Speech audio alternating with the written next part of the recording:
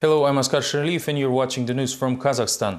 The oil El Dorado of Kazakhstan, the Mangistau region, is reeling from strikes. 8,000 workers of Kazmunaygas Prospecting and Production Company demand the nationalization of the enterprise. In case their demands will be left unanswered, they threaten mass hunger strikes. The shipment of oil from the oil fields of Kazmunaygas Prospecting and Production Company was suspended.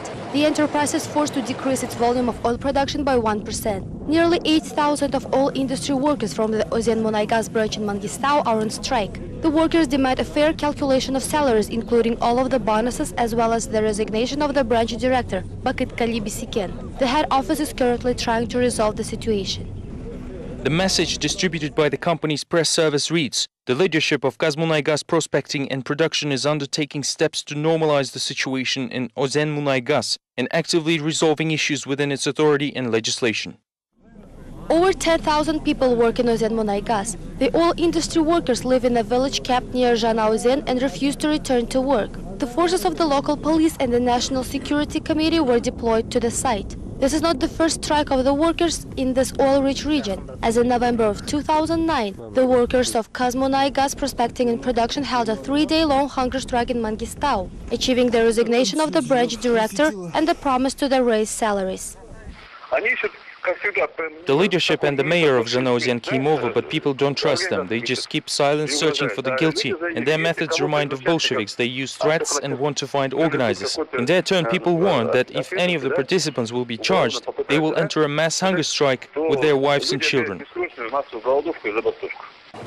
For already 3 months, the workers demanded nationalization of the enterprise, inviting the Prime Minister, top managers of Kazmunaygas and Samruk Kazanat to visit the problematic region. However, the press service of the national company informs that the head of Kazmunaygas Prospecting and Production, Timur Kulibayev, and the Prime Minister Karim Masimov are on business trips abroad. The workers decided to continue their strike and wait until the officials come back. Astana authorities have found their own method of making public protests less effective. The city authorities did sanction a meeting, but with a substantial reservation. Only one person, the initiator of the protest, was allowed to publicly express her views. Find out more from the next report. Shame on country's labor unions, you violate the constitution.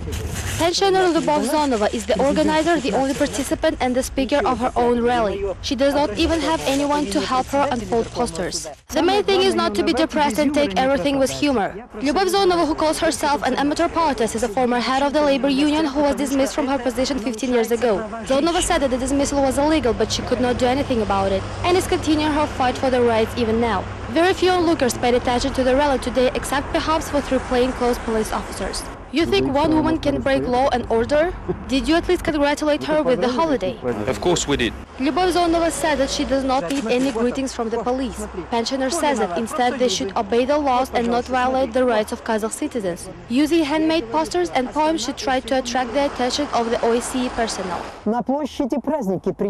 The authorities want just celebrations on squares, no complaints. They violate the Constitution's 32nd article and ban the freedom of speech. Kazakhstan feels like a tiger in 2010 chairing the OSCE. I deliver this message on behalf of all city residents, and those who will not react should be punished. After the declamation, Zonova explained why she decided to organize the rally during the holidays. The pensioner chose the International Women's Day to show the authorities that not all women have time to celebrate. While folding back her posters, she thanked the city mayor for giving her the permission for an hour-long protest action. Another protest action organized by women was held in Almaty. Leaders of opposition unions called the International Women's Day a holiday with anxiety and pain.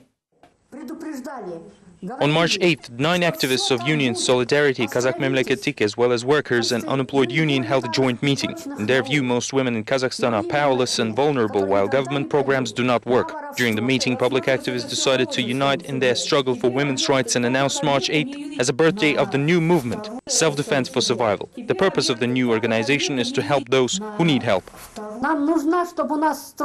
This is not our holiday, but rather a holiday of a small elite group of so-called female members of Nuratan. We do not expect any congratulations. We just want officials to stop selling the country piece by piece, kill our children, infect them with AIDS and tuberculosis, give us back employment, free education, kindergartens, as well as happiness of our children.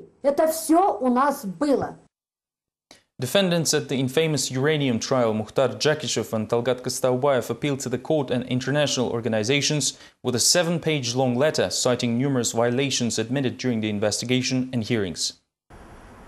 In particular, the statement says that the prosecutor's closing speech was unsubstantiated. Also, Jakishev notes that the case's secrecy classification was unfounded. The only document that might have contained state secrets is the file on the logistics inspection in the national company. However, the court never even considered it during the trial, continuing the process behind closed doors. The defendant says that the prosecutor didn't admit evidence that the company's Austrian office was set up by the Kazakh authorities and not Jakishev personally. In his speech, prosecutor said that the office was formed to finance the disgraced politician Rahat Aliyev. This was one of the main charges of the trial. Additionally, Jakishev is indicted of appropriation and embezzlement of national companies' property in especially large amounts. Taking into account the violations on the Criminal Procedure Act, which were allowed during the investigation and hearings, he personally asked to file petitions and complaints which he prepared and asked me to send them to a number of organizations: the judge Zholdazbekov OSCE representation, UN Committee on Human Rights, and the General Prosecutor's Office. Another process in Astana was finally closed on Monday. The so-called case of the shovel thrower linked to Kairat Abdukarimov, the son of the well-known Kazakh senator, was settled during the preliminary hearing.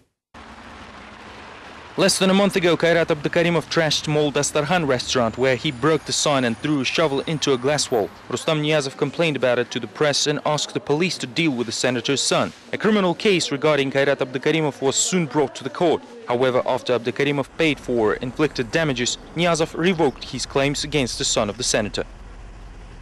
On Monday, Kazakhstan bid farewell to the famous musician and founder of the band Dos Mukasan Bakhyt Zhumadilov. A memorial service was held at the State Philharmonic Hall. Family, friends, colleagues and students all came to bid last farewell to the musician. The well-known Kazakh performers Nagima Iskalieva, Karina Abdulina and 101 were among them. Bakhyt Zhumadilov died in a car crash 150 kilometers away from Almaty after his off-road vehicle collided with a passenger car in the area of Korday Pass. Zhumadilov was buried at the Kinsai Cemetery. This is a great loss, and it is hard to talk about it. I cannot believe that we can no longer see such a wonderful, compassionate person on stage. He was one of the most legendary and popular stars of Kazakh show business. Bakhyt will be remembered as a good man, very lively, always cheerful and sociable.